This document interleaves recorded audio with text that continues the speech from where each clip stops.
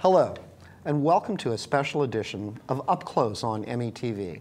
I'm Charles Clapsaddle, station manager for Manatee Educational Television. This program is another edition on the critical heroin epidemic in our community. On our first program, with the help of a distinguished panel, we discussed the terrible toll this epidemic is taking on our community. We've seen record numbers of overdoses, record fatalities, an unprecedented strain on our emergency services resources and on care providers. And law enforcement is facing a continuing daunting challenge as the heroin epidemic sweeps through our neighborhoods and our communities. On this edition, we're very pleased to have with us again today Captain Todd Shear of the Manatee County Sheriff's Office, Captain Charlie Thorpe of the Sarasota Sheriff's Office, Jessica Spencer, the Executive Director of the Manatee County Substance Abuse Prevention Coalition. And we are joined today by Dr. Russell Vega, the Chief Medical Examiner for District 12. Welcome to all of you, and thank you all very much for this continuing effort to inform our community about this situation. Dr. Vega, thank you for joining us specifically on this very important program. And let me give some background on your background, if we may. You are the Chief Medical Examiner for the 12th District of Florida. You've been that for 2003 until now, 2015. You're a board member of the Florida Medical Examiners Commission. Your organizations and affiliations are extensive. Tell us a little bit about the duties and responsibilities of the medical examiner. Well, the medical examiner is created by state law to investigate deaths by district. And the 12th district is the same as the 12th Judicial Circuit, so it covers Manatee, Sarasota, and DeSoto counties. We're basically tasked with investigating deaths that just don't seem to be natural deaths. A lot of those are traumatic deaths, like suicides, homicides, and traffic accidents. Right. Unfortunately, a lot of those deaths are also unexpected deaths due to drug-related issues, drug overdoses, drug poisonings. That's been a part of the job since I got here in 2003, but right. we've seen a lot of change in both the numbers and the types of drug overdose deaths that we've been looking at over that, almost 12-year period now. Now, recently, Dr. Vega, there's been a spike in heroin overdoses, and as our last program, we're talking with Captain Shear and Captain Thorpe, there's an influx of heroin in our communities right now. As you see these fatalities, what are you seeing as the cause of this? Is it a more potent form of heroin that's out there? Well, I think there are a couple of issues from our perspective. Number one, heroin itself is a very potent drug, and you certainly don't need to incorporate any other things with it or to invoke any other mechanisms or such to bring it from safe to dangerous. It's a dangerous drug to begin with, both because of its potency and effects, and also because it frequently, although not always, is taken intravenously. And when you inject drugs, that adds a whole other layer of medical issues and complications that can affect the people that are taking them.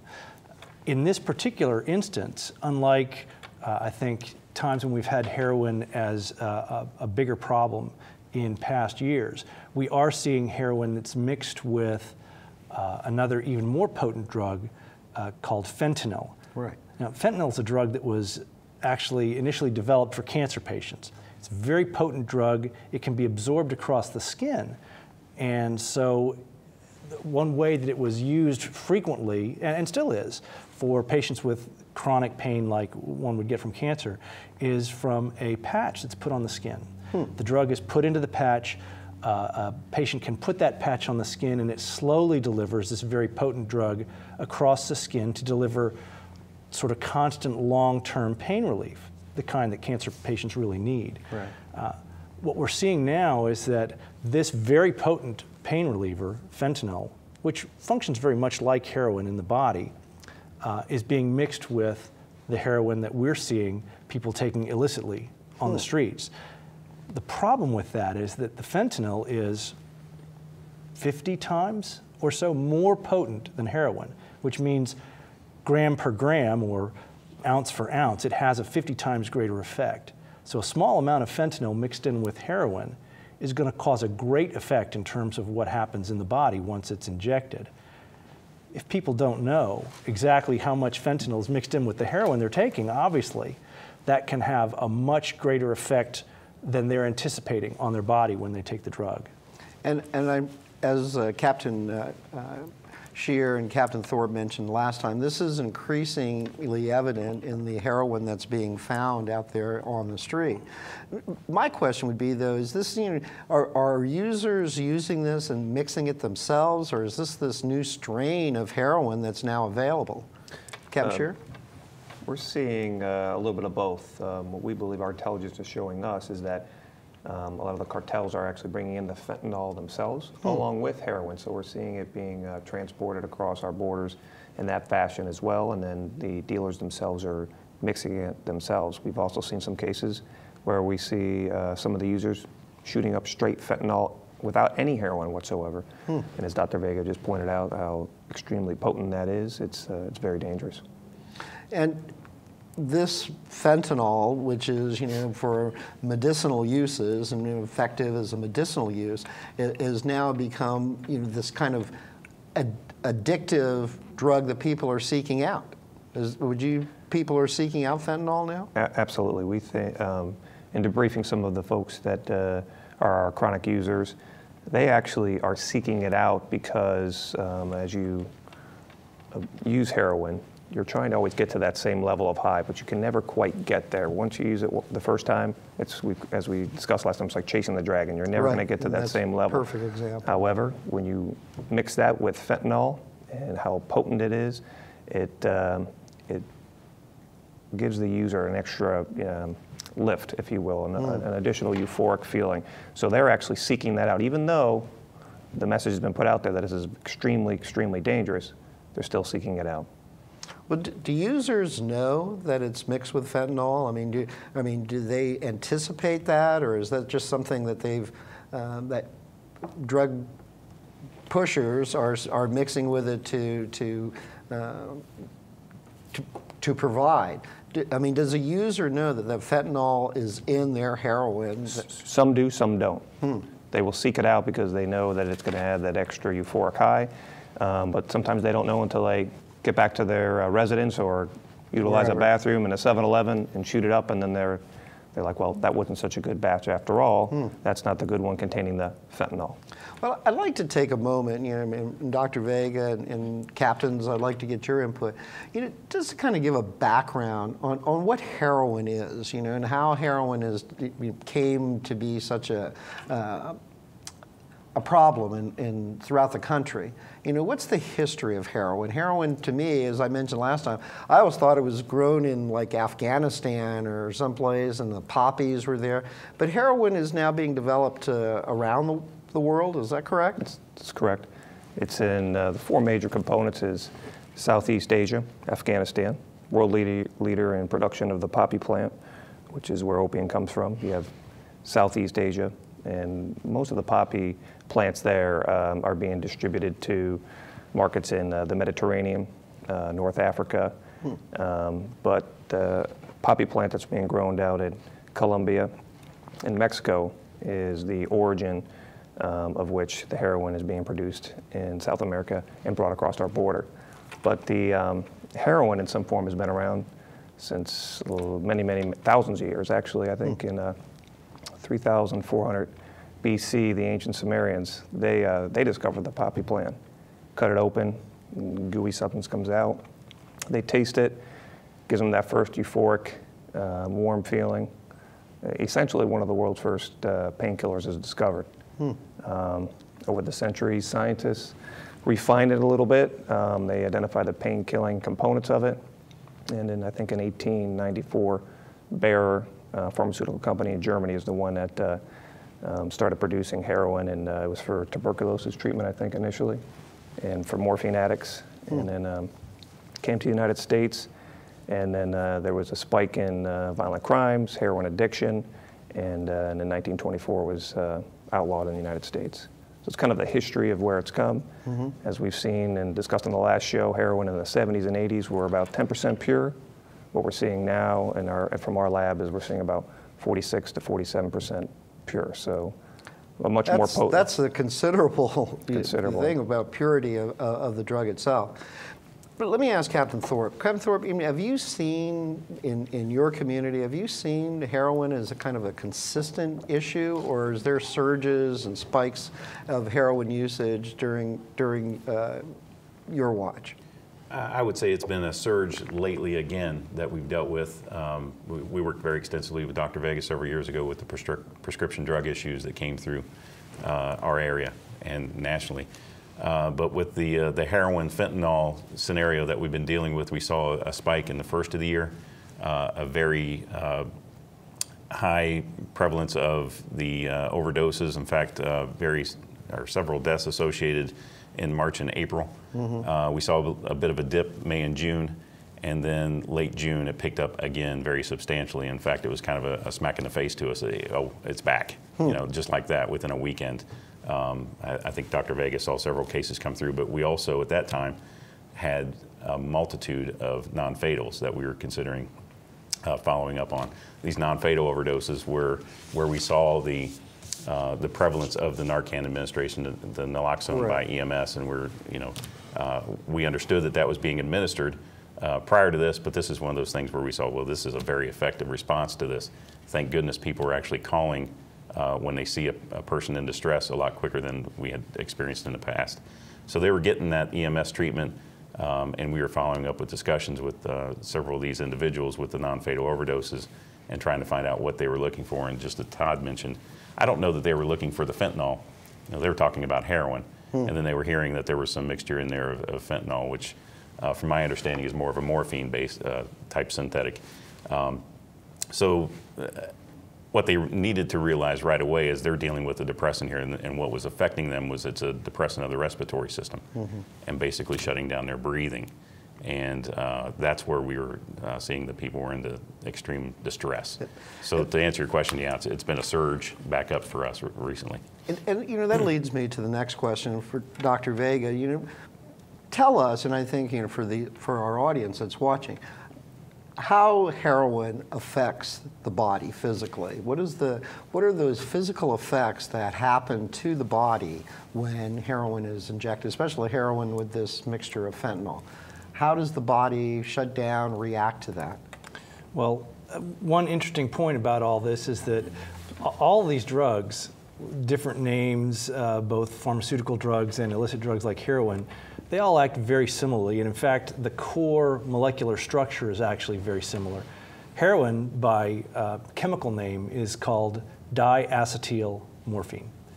And when heroin gets in the body, the diacetyl morphine molecule has some effect, but principally the effect comes when the body takes off a couple of the components of that molecule and turns diacetyl morphine into plain old morphine.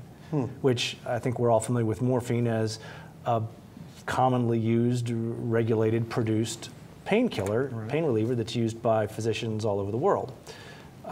So when somebody takes morphine or injects heroin or takes codeine or oxycodone or a bunch of these other drugs that we know have similar effects, the drug acts on receptors in the body. And a receptor is really a way for the body to recognize something and to act on the presence of whatever it is. So when there are receptors to morphine or similar receptors for other narcotics, they have different effects depending on where they are and what kind of receptors they are. Receptors in the brain come in two parts or two basic flavors. One affects the way you experience pain, and the other set of receptors affects physiologic function, like the way you breathe. Now, for most people, these receptors function similarly, and when you get a big dose of a drug, it acts on both. Certain treatments that we have focus on affecting one set of receptors versus the other, and that allows us to sort of separate out those two things, because it's the sort of pain relief euphoria receptor effect that drives drug use. But it's really more the effect on the physiologic effects and the effects on the brainstem functioning on breathing that causes the real detrimental health effects and the deaths predominantly that we see. So it's this, this action of the drug on the receptors causing the brainstem to tell the body to stop breathing, essentially. It also affects the lungs directly by causing them to be leakier, and thus fluid leaks into the lungs themselves, causing what we call pulmonary edema, which is bad for breathing. So you have this double effect of decreased breathing rate because of the effect on the brain directly, and you have decreased ability to oxygenate, to get the oxygen from breathing because of the fluid that builds up. Both of these in tandem are a very serious and frequently deadly complication. Well, the question is then, you know, I mean, obviously there's longtime users who have done heroin for a period of time, whether injected or, you know, by other means. But they're just as much at risk as that first-time user who injects heroin. So, you know, it's not like you have a tolerance to it, is it? You're still very prone to death or an overdose. You are, although there is a tolerance effect. The tolerance effect doesn't mean that you become safe over time, but it means that because your body responds over time to the drug you're taking, the number of receptors that your body has changes, right? And as that changes, it takes a greater amount of drug to give the same effect on the body. And thus, over time, experienced users realize that they slowly need to increase the dose that they're taking to get the same effect. And that, you know, is just like, you know, instead of taking it maybe once a day, you're taking it twice a day or 3 times a day. So you're continually, as you know, Captain Scheer pointed out, chasing that dragon. Right, and each time you're taking that dose, you're what we would call titrating the dose, but you're increasing the dose to get the same effect. One of the problems with that is that tolerance is not permanent. It depends on a sort of consistent exposure to the drug. What we see very frequently is that previously experienced users who then go sober for a while, either in a forced way because they've been incarcerated, or because they've been in an effective treatment program or something else for a period, and then they start using the drug again. If they use at the same level that they were using when they stopped previously, after they had developed tolerance, that level of drug is going to be much more dangerous for them than it was when they stopped previously. And we see a lot of overdose deaths in those who are just taking for the first time after having been sober for a period. You know, that's very interesting, because the key element here, as you're mentioning, is prevention. Is, you know, how do you prevent this from occurring in the first part? And Jessica, you know, you're here with, you know, 2 of the leaders in this community, and Dr. Vega, who has a, you know, wonderful interest in the health and the well-being. How do you continue those prevention efforts and outreach efforts to stem this tide? Well, it's frustrating for us as prevention professionals because, again, instead of chasing dragons, we seem to be chasing crises, and we don't want to chase a crisis, you know, and we are in a crisis right now. For a prevention professional, again, like I said last time, we try to look at the 40,000-foot view. So we really need to continue to be everywhere and infusing education, and this is wonderful information for people just to understand how does this act on the body. But we need to be out, you know, in the community, not only prevention professionals, but all of us kind of educating everyone on, well, this is why this is dangerous. And then for me, you know, when we talked about this too, going back to the little kids, I mean, again, for every $1 that you spend in prevention, you save $10 in social costs. Now, I know we won't put Dr. Vega out of a job and we won't put these gentlemen out of a job, but that would be wonderful. If we could save some money on the back end of having to deal with these crises. And that's a key thing that's been pointed out, not only in the state of Florida, but around the country, is, those additional prevention education programs that do outreach to help stem that tide, essentially. And I know here in Manatee County, you're very active in developing policies and procedures that help people before they fall into that deadly trap. But the key thing is, and that what I've seen in this community, is that the close cooperation with law enforcement, with prevention services. And I think, as Todd and Captain Thorpe pointed out very well, you can't arrest everybody. You just can't do that. You can't put people in jail. So you have to have those programs. And it's very informative. We have Dr. Vega here today to talk about that physical impact of how heroin destroys the body. But one of the key things that's been happening, and I'd like for everybody to talk about this, is that there's overdoses that are occurring, in places and homes and businesses out there. And unfortunately, if these people don't get attention, they're going to die. EMS has been very responsive. However, there's a law, the Good Samaritan law, that I'd like for you to talk about and why it's very important. And we'll start with Captain Thorpe, and then I'd like to hear Captain Shear's input as well. The Good Samaritan law basically addresses the protection of a person who responds to an emergency. And in the past, it's been primarily promoted in law enforcement, in the academies that we attended. We were told about the Good Samaritan law. You basically, you're a law officer 24/7. If you see an emergency that you need to respond to, regardless whether you're on duty or not, it's your obligation to respond, and you're protected, as part of your job, but also as a Good Samaritan in responding to an emergency wherever you find it. I'm sure we've been in various situations. I have, just coming back from the airport, not even in my jurisdiction, you're responding to an emergency to handle whatever you can on scene. That extends to any private citizen also, responding to an emergency. If you take reasonable good faith efforts to help someone, you're protected under the Good Samaritan law. What we've tried to promote, and what's also supported by statute even more recently, is trying to push that concept out to everyone who has an opportunity to help someone. This is very much related to what Dr. Vega said about that person who maybe has just come out of incarceration and they're released from our jail. We make sure everyone that leaves the jail is provided with some information about how it's important not to let a friend sleep it off. It may be a subtle message to them to help a friend out who they see in distress, but also a message to them, if you're going to become involved in the drug life again, is if you leave the jail and that was part of your life beforehand, think about what's going on and who's around you.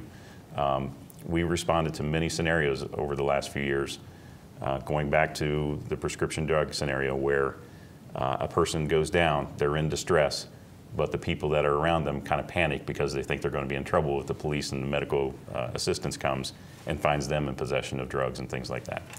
Help needs to be summoned, and the response needs to happen, and that person on that scene needs to understand that they're protected by the law. If we find drugs or other circumstances, related to that in the presence of this person who we're helping, they're protected by state statute. We're not looking to make a drug case in that circumstance. We're looking to help an individual that needs help, and that needs to be the message that we push out under the Good Samaritan law.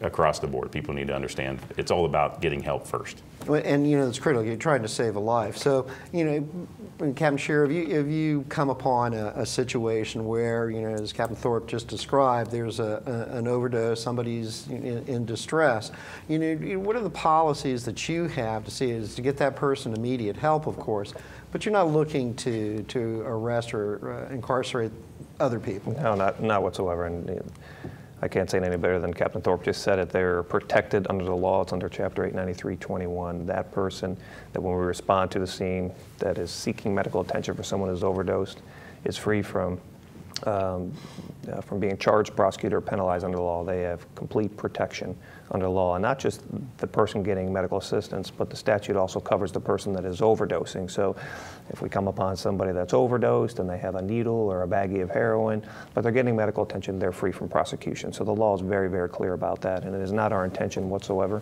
Life is the most important thing, and that is what our intent there is, to make sure that that person gets the medical attention, and we're not looking to put people in jail.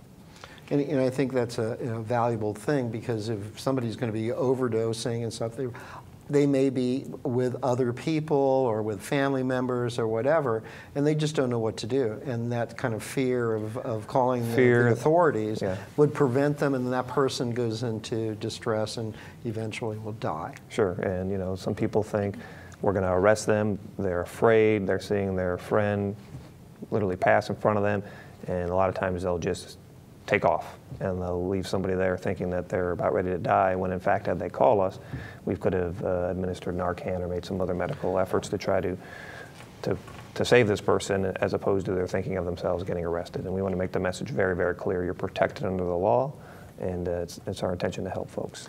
And Charles, this is also, and I'm sorry, this is kind of what I was saying last time though too, it's really important for the community and these individuals to understand that these guys are not your enemies. They're just not. They did not, I said it last time, they did not get into this business because they necessarily wanted to go out and arrest people.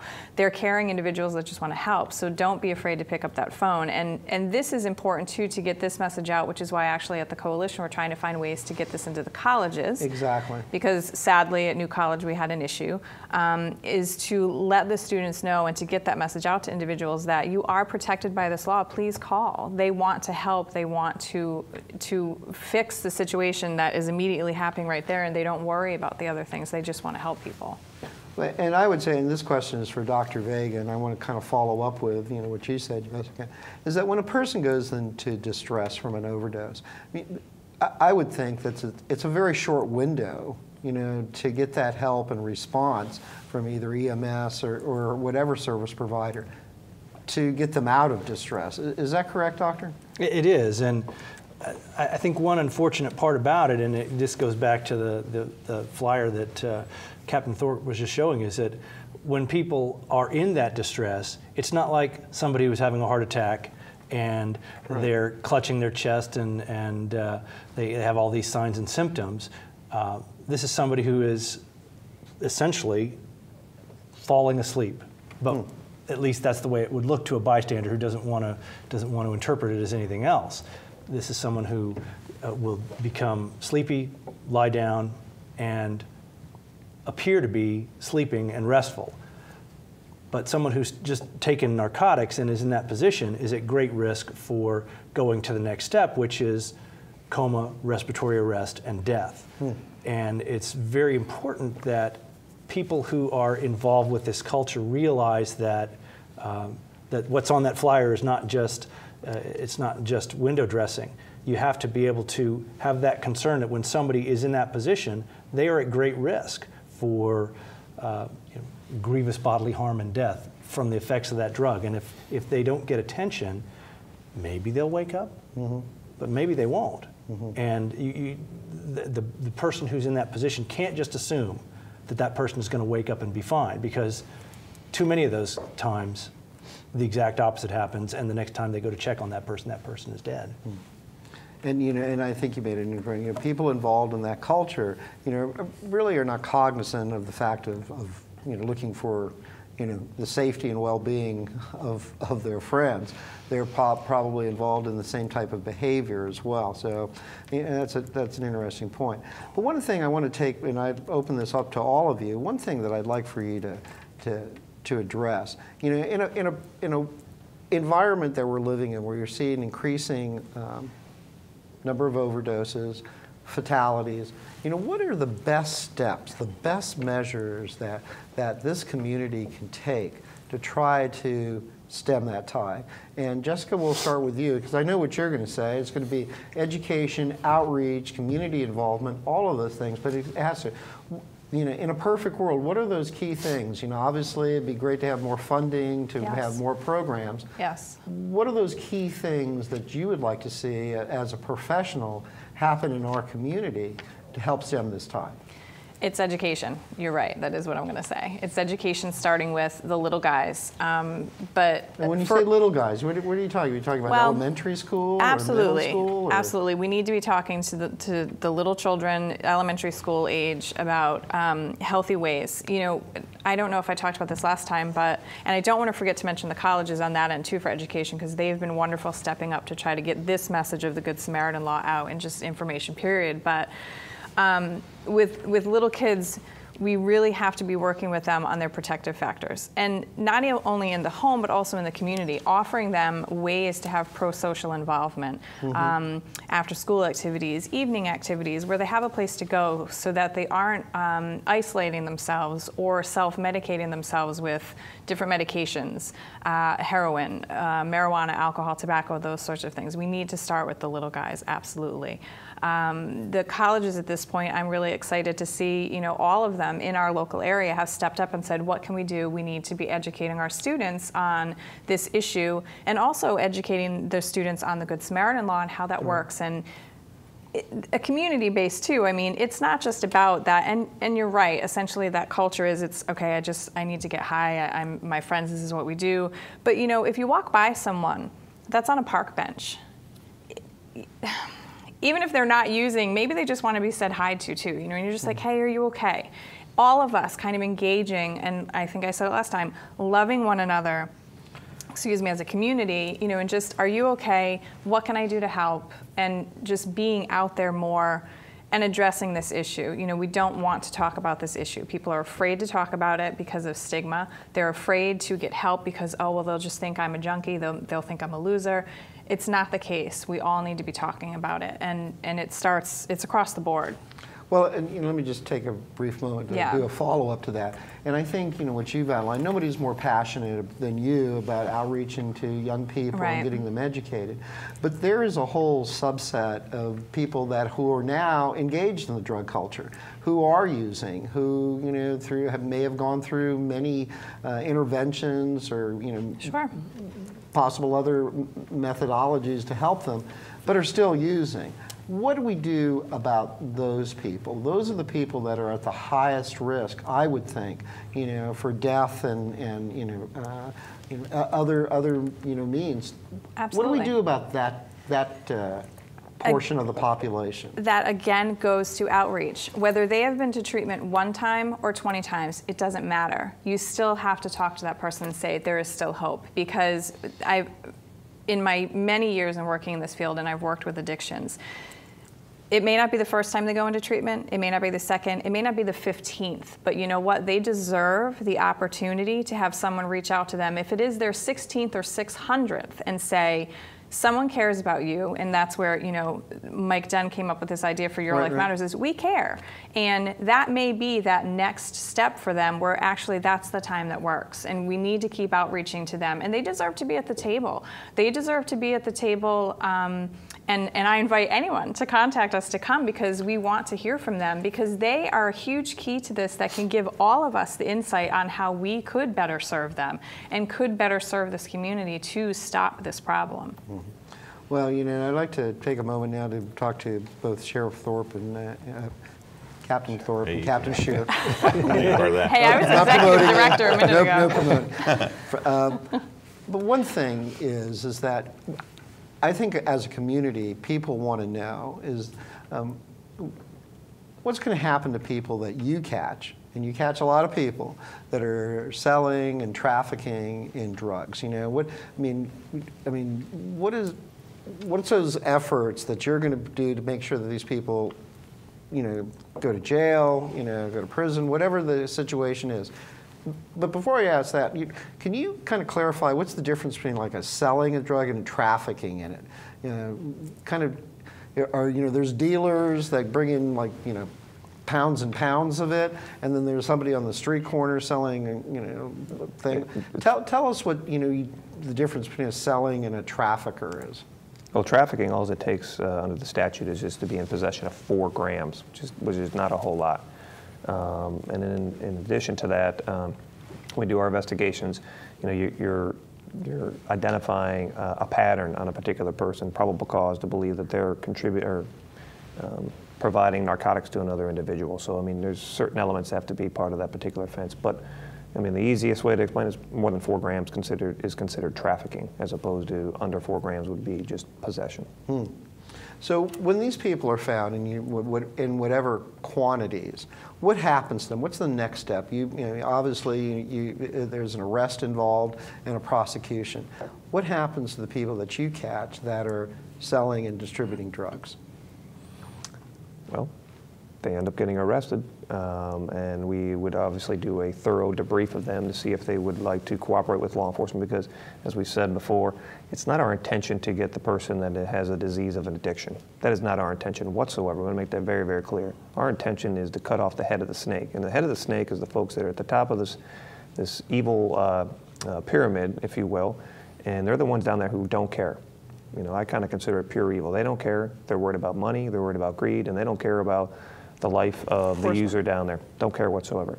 So our intention is to get to the top of that pyramid, cut the head of the snake off, if you will, if I can use that analogy, and find those folks that are trafficking in this horrible drug. Drug traffickers go to great lengths to conceal their methods of trafficking. And it's like, if I can use this analogy, it's like playing cards. The drug dealers have 50 cards, we've got 2. You know, the deck is stacked in their favor, and again, they're doing a lot of things to conceal their trafficking and bringing it across our southern borders and bringing it up to Florida. We live in a very porous state where there's a lot of water, and it's very easy for these traffickers to take advantage of our particular state, Sarasota, Manatee, the water there. So. Again, so I mean, there's an influx. There's this definitely, and as you mentioned, it's South American, it's Mexican. It's an influx from a wide variety of different areas. It is, absolutely. Well, let me ask Captain Thorpe. I mean, you could use the community's help as well, and you do a great deal of community outreach already. But if there's people in neighborhoods and communities that would like to contact you or Captain Scheer and say, hey, listen, I know that there's things happening in my community. I want to tell you this, and you would encourage people to participate in that, wouldn't you? Absolutely. I mean, you need the community to get that. As I said in part 1 of this, it's a community problem. It's an issue where once we realize that this is a regional concern, the phones are ringing back and forth, the communication is happening between the sheriff's offices, the state and federal agencies, the police departments locally. We're talking every week about what we're seeing. And as I said, it was kind of the smack in the face scenario back in late June.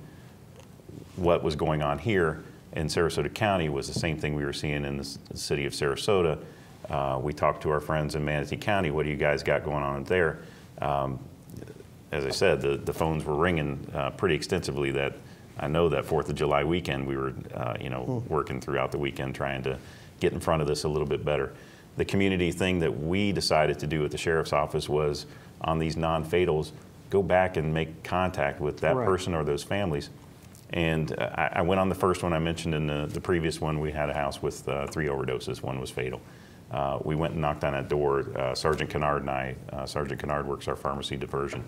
So he's very experienced with the 3 factors here of education and enforcement and prevention. And we made contact with the individuals that we wanted to at that house. They were still there, and there was another individual that was obviously very much involved in drug life. And we had a lot of the nodding of heads, and we were trying to figure out, well, is that because they want us to leave, or are they buying what we're trying to sell here? And that is that the sheriff's office cares about what's going on at this house. We need to stop whatever's going on here and help you, save your own lives in this case. Right. Obviously, you've experienced a death in this home related to this exact issue. We felt walking away from there that we had an impact on that house. We haven't been back. One of those individuals moved out and got into a better scenario. When I spoke to you last about how we were doing this and it was just one of those projects that we just started, just since then, a turning point for me was we got a call back from one of those families. Can you come back and talk to us some more? Huge. That's got to make you feel great. Absolutely. That was huge, and it was great to see and hear that. I actually saw the email first, and then I followed up with the lieutenant to make sure we got back out there. Those guys making those knock and talks that we call them, They're taking the time with those families, just letting them know this is our purpose. We're trying to do a little intervention here with you, and it's not all about enforcement on our part. We just want to save some lives here and spread the word that this is a dangerous situation we're dealing with. And a lot of those circumstances maybe just need that extra push. You know, we don't know how many of these, you know, stay in the hands of an individual beyond 5 minutes once they leave the jail. But if it's any, you know, if it's 1 or 5 people a week, you know, that's a small difference we're trying to make. It's not only a great policy, it's a great community involvement too, because if you get people working and cooperating with you, it kind of makes your job a little bit easier as well. So, but like you said, if you can help one person, you know, what a great thing. Dr. Vega, I'd like for you to talk a few moments, if you could. I mean, you've seen the results of the overdoses. And it kind of crosses all kinds of socioeconomic boundaries, all sorts of male, female.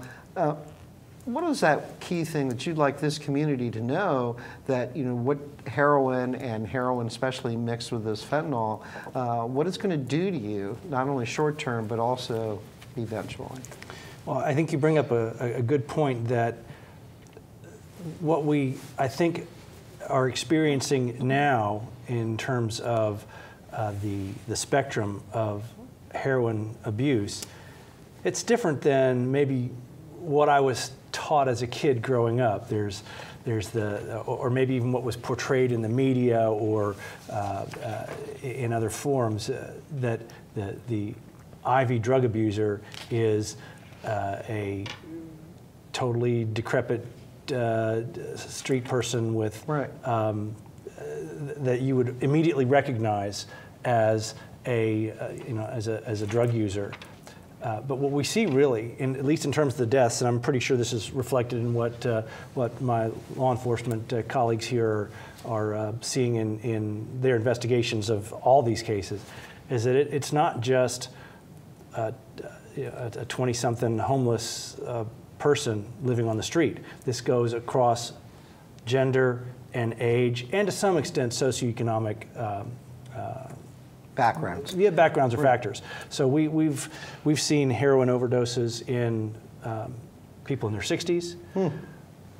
Very few in the teens, fortunately, but I think that just reflects probably an escalation of use that may start in the teens, but doesn't end up resulting in death maybe until their 20s. But certainly we see a lot in the later 20s, 30s, and 40s. That makes up the majority of our cases. And we see both those cases where it's clear that this person has been an abuser for a long time, and we see cases where nobody had any idea that this person was an abuser.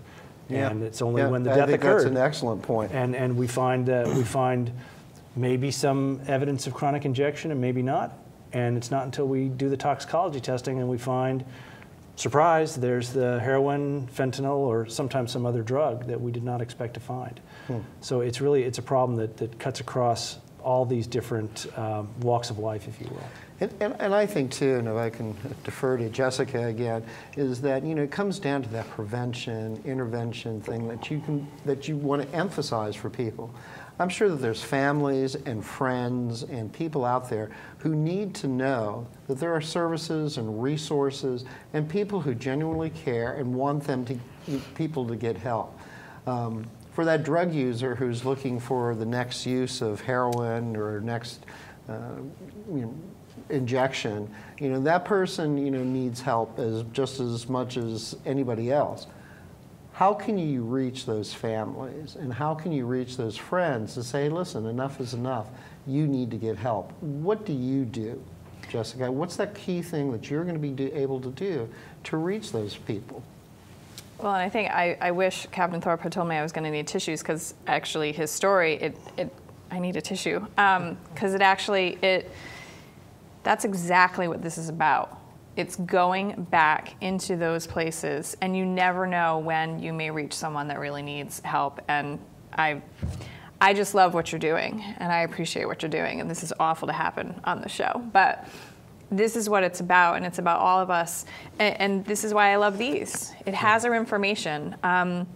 Frankly, I would love to see this if local newspapers had some dead space they needed to fill. Put this, I've got the graphic, put it in there. That way we can flood our community with the information so that people are armed with the information of, I can talk to a friend about this, I have this. Law enforcement, everybody should have these on them or just leave them somewhere to get that. And families, I know Captain Shearer said sometimes you go into a home or actually, I think we talked about it a little bit, but Firefighter Dunn had been talking about how you go into a home and these families are broken and they don't know what to do. Exactly. So if we can get them the information that there is hope out there, there are people that care, all of us in our community, we care, and just get this information that help is out there. You know, we have medication-assisted treatment programs here in Bradenton. I'm sure we do in Sarasota as well. We have treatment programs here. We just need help, and I know you said it earlier, it's funding. We need help getting this message out there, and if people could step up to put these in your businesses. Hold up that for a minute, Jess, so you see it on camera there for us. You know, your life. I think it's more important that the information that's on the back, but it is. On the back. It's your life matters. And you know, people want to find that information. You can provide, you know, businesses and Absolutely. organizations those Absolutely. cards that you can that they can display and outreach to the community, which is an excellent opportunity to Sure. do that. And you know, it's you know your commitment and dedication to this problem, you know, goes beyond anything that we've seen in a long time. You're very dedicated to helping those people Yes. who need the most help, and, Yes. and that's a you know that's a wonderful thing to do. And they're deserving. And that's a critical thing. I think there's so many organizations out there that are willing to help and to try to give back. And to me, and I would throw this question out to you, if you can help these people or kind of show them that there are services and resources available, then perhaps they're not getting the heroin. They don't need the heroin. Perhaps they don't need to do the injections and buying and getting into that kind of lifestyle. So you eliminate the problem by helping people. And I think that would be a good thing. I know that you, Captain Shearer, you're very involved in outreaching to helping people get away from that lifestyle. Sure. I think you know, with my experience in child protection, that is the core of what we try to do. We try to keep families together. We try to keep them and give them every possible resource to empower them to get on the right road of recovery. And as Dr. Spencer mentioned, there's a ton of resources out there in our community. We have a great community we live in where there's plenty of resources out there to, like as she mentioned, the medical assisted treatment program, which a lot of people may not know. I mean, we understand this addiction is extremely, extremely difficult for someone to overcome, but there are avenues in which there is hope for those folks that have these types of addictions. And we do everything we can to channel those folks down the right path to recovery. And we think we're doing a pretty good job making some Well, you headway. know, as Dr. Vega mentioned, you know, this is a terrible addiction to overcome. You know, it's Terrible. sometimes overpowering, but it can be overcome. It can be overcome, and you know, it takes effort. And as Jessica mentioned, whether it's the second time or the 200th time that you go through something, you can get through it, and that's a key element. And Captain Thorpe, you know, kind of writing you down a little bit. And I want to go around the table. Sarasota you know, continues to make efforts to outreach to their community. You're looking out, you know, for the best interests of those people who are at risk. And there's families, there's individuals. Dr. Vega said there's one person in their 60s that, you know, that overdose. So the wide variety is out there. What do you want your community or our community to know about your efforts on behalf of the Sarasota Sheriff's Department? Well, the efforts are across the board. Obviously, we're trying some different things to make that outreach component of things happening. We're also trying to backtrack from, you know, those users that we're encountering, those non-fatal scenarios, to that head of the snake that Todd talks about. How do we get back to that if we can and work that angle of it? But I think a message of reality needs to be spoken here also. If you're in a situation where EMS responds and injects you with some type of drug that brings you back to life or saves your life, in the addiction circles, there's often that discussion about, you know, a person oftentimes won't seek intervention unless they're hitting rock bottom. I think you're at rock bottom when somebody injects you with something to save your life. And those people that are transported to the hospital for a quick evaluation and released and they're back out, and are feeling okay Right. need to have some kind of reality, and that's why we go back and do these knocks. I think a lot of times just to let them know that yes, we're here. We're trying to push you towards some intervention on some angle, but we're here because this is critical. Whatever's going on here is very critical, and you're creating a huge problem for yourself and likely those very close to you and around you. So a little bit of reality there, but we need that information from our community. We'll always promote, send us information if you want to directly or anonymously through Crime Stoppers. Please utilize those services and utilize, as we discussed in part one, there are a lot of communities that don't have the great services that we have locally. Use what's available. Save yourself, save your family. Intervene where you need to intervene if you're one of the people that's close to someone who's got a problem. And we all got to start somewhere. We're going to put up the Sarasota Sheriff's website. So if people have questions, let's say they have a family member or a friend, who might be involved in this or needs help, they can contact the Sheriff's Department, and you can work with them. You can find out, what kind of service or resource that they might need. Absolutely, and I mentioned before, when we talked before about a cohort I have in Broward County and the issues they have. Another conversation with him within the recent week was about the 211 system. They're promoting 211 pretty extensively there too for information. If you're worried about calling the sheriff's office or involving law enforcement, try 211. They've got great references available through that also. And Captain Scheer, the Manatee Sheriff's Office continues to have, outreach, involvement. The sheriff is very proactive in developing close community ties. What do you want the community to know about not only your efforts for prevention and the law enforcement side of it, but also what you're doing to help outreach those individuals who are at risk? Sure.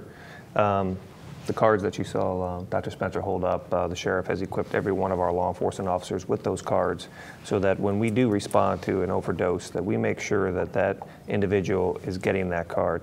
In addition to that, we have a full team that's participating in the opioid task force meeting that goes on monthly with Dr. Spencer there. We aggressively participate in that and share our concerns with our community partners, and this is something we are, as the sheriff said, all hands are on deck with this epidemic. And we're doing everything we can in our efforts to make sure we get those traffickers, that we make sure that they get outside our community because we don't want them here. And as I told you last time, it's something I take personal because I live in this community. I have a 6-year-old daughter. I don't want her to be raised in a community where this epidemic, where she's going to school and there happens to be a hypodermic needle, in the school parking lot, I don't want her to be anywhere around that, and I appreciate the efforts everyone at our sheriff's office are making to make this a better community, and we're going to continue to do our part and participate in every effort possible to get a hold of this. And I'd like both of you to just take a brief moment, if you could, to kind of re-emphasize the Good Samaritan law and why people should know about this if they have a friend or a loved one who is overdosing. Captain Thorpe, what's the key thing about the Good Samaritan law that you'd like people to know? The key thing is not to be concerned about being a party of some type of law enforcement intervention on you. If you're the person that's around someone that's in distress that needs help, get that help to them. Right. Don't be concerned about what the repercussions may be from us. You're protected under statute and by the Good Samaritan law, the Good Samaritan Act, against any civil or criminal concerns as long as that intervention is summoned and it gets there. Very important to understand that you're protected under that. It's very important to get that help started. So many times we've responded to scenes where someone who could have been saved necessarily wasn't saved because somebody thought, oh, I need to clean up this before the response occurs. No. Captain Scheer, I just want you to add a brief comment to this. So if someone sees someone near death or there's an overdose, what's that key thing that people have to do to help save a life? Key thing, pick up the phone, dial 911. Get that person medical attention as soon as possible. That phone call could save somebody's life. And as he just eloquently put, we're not there with the intention of putting handcuffs on somebody to make them arrest. As a matter of fact, we'd commend them for taking that extra effort to save a life. Thank you both. Dr. Vega, you see the results of this behavior, this epidemic, this tragic epidemic. What are those key things that you'd like to know, that this community to know about what the toll this is taking on our community? Well, what we see is sort of the worst tip of the iceberg. Obviously, the ramifications of this throughout the community go much, much deeper than just the number of immediate deaths that are caused, but I think that is a very good reflection of the damage that is being inflicted by the sort of surge of heroin use that we're seeing.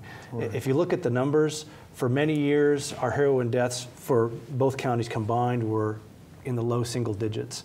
And then in 2013, we saw a little bit of a spike. We got into the teens for deaths. And the same was sort of occurring from our perspective, same as you all were seeing for the first half of 2014, and then all of a sudden the deaths really started to pile up. And if you look at just our heroin deaths, for example, we had 40 heroin deaths in 2014 and 43 fentanyl deaths, some of those overlapping because they were being taken together, but we were starting to see, even I think as you all were experiencing, the fentanyl being used by itself even. Interestingly, this all followed a period where we had a very high peak of oxycodone and methadone prescription medication deaths. A lot of things happened in the community at the statewide level with the prescription drug monitoring program. A lot of actions that were taken by our local governments to really get a lot of the supply side issues under control with that, and we saw our deaths in those things drop. That's when we started to see our heroin deaths spike up. So, my take or my reflection on this is that these issues, you can't just address them from one aspect. So it was important to address that supply issue, and we did. But there's so much more to it than that, and all the things that we talk about, prevention and education, sort of, if you look at it from economics, the demand side of the equation, you really have to take care of both aspects. And the last thing I'd like to emphasize from my perspective is how we should view this as this epidemic. That term is good because we tend to talk about epidemics of diseases, of medical diseases. And that's really what this is. Addiction, especially narcotic addiction, is a medical disease. Chronic use of these drugs affects the body. It changes the body the way other physical diseases do, and in a way that's very, very difficult to overcome. So I think from both the people who are being affected and their loved ones and the community at large, we really need to keep that in perspective. This is not just some people who have made and continue to make bad choices, and all they have to do is decide that they want to make the right choice, and they'd be fine. This is a very difficult medical condition to overcome, and we need to consider it in that perspective. Thank you, Dr. Vega. That was very, very eloquently put. Jessica, I saved the last moment for you. You have three individuals here whose commitment, service, and professionalism to this community, goes without equal. They're giving back daily to this community to try to make it a better place to live. What do you want this community to know about the efforts that you're making and need to be made, to try to combat this epidemic? Well, I think we've been pretty clear about what we at the Coalition are doing. We're trying to prevent, we're trying to educate. But I would like to actually spin off of what Dr. Vega was just talking about from a medical perspective. And I mentioned this in part one. The SBIRT, it needs to be implemented in not just our communities, but all of them. The screening, brief intervention, and referral to treatment. This should be in doctors' offices, it should be in dentists' offices, school systems, colleges, everywhere. We should be talking about this issue. And from a medical standpoint, we should be going in there, and our doctors should be able to have that conversation of, are you using, what are you using, when are you using? Exactly. And educating our physicians coming out of school on this issue of overprescribing, because it starts somewhere. They don't just start with heroin, but the issue of overprescribing, and then also how to assist their patients in getting assistance if they find that they are in a crisis and need help. I think that's an important point too. I mean, there's all sorts of key elements that can come into play, and I do appreciate the thing that we have to start somewhere. We have to start and continue to push that. Unfortunately, we've kind of run out of time today. I just want to take a moment to thank all of you for participating. It's very informative. It's important for this community and all communities to know that there is room to improve. There is room to make a difference in the lives of people that are out there who are suffering at the hands of this terrible epidemic. Dr. Vega, it's so nice to see you again. Thank you so much for giving us your perspective. And it was most informative and knowledgeable about the effects of what heroin is doing to everybody in our community. Captain Thorpe, Captain Shear, thank you. You guys should have your own show, the two of you. I think you're very informative, and it's very important. TV, radio. But you guys add a great perspective on this, and I certainly appreciate you taking the time out of your busy schedule to be here, and I certainly appreciate it. And Jessica, again, thank you for organizing this program and providing these gentlemen to give this community the insight that's really needed, to help combat this epidemic. Thank you again. No, anytime. Thank you. And thank you for joining us on this special edition of Up Close on METV.